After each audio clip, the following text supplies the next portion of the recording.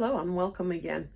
This week, as I've meditated about life and counseling and spirituality and the scriptures, I began to think about wherever you are, there you are.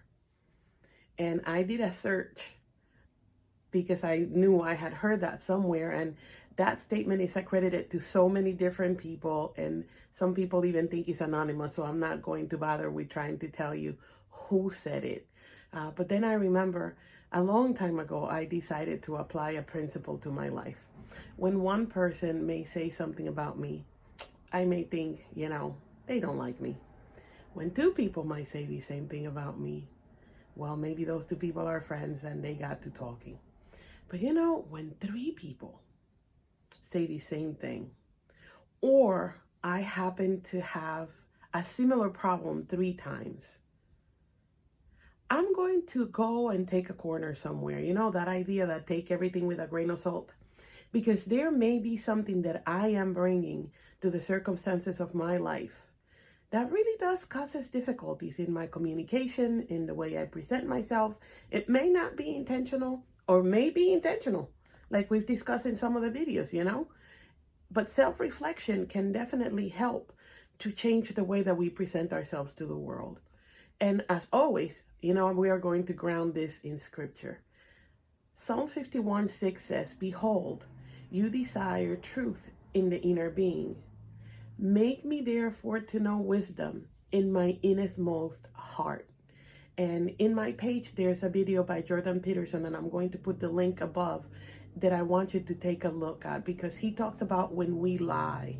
And sometimes we lie on purpose, and sometimes we omit the truth, and sometimes we exaggerate to make ourselves look good, or because we don't want people to see the real person that we are, or because we are manipulating. And sometimes we're aware and sometimes we are not aware. And like I've been saying to you, I'm speaking to adults. I'm speaking to people that it's time that we develop a plan to deal with our behaviors and our attitudes and our hang-ups and the different things in our life that have caused difficulties in our lives for a long time. It's time to stop blaming other people and the people who have left scars and marks in our lives. It's time for us to take responsibility, forgive, and begin to do the hard work of changing and recovering and plotting a new course for our lives, right? Then in Psalm 139, the last 2 verses say, "Search me, God, and know my heart. Test me and know my anxious thoughts. See if there's any offensive way in me, and lead me in the way everlasting." Sometimes we need a trusted friend, an ally. I keep sharing with you that if you know the Lord, begin to rebuild your relationship with him through scripture. And if you don't know him, go back into that book, find a Bible and a Bible-believing church.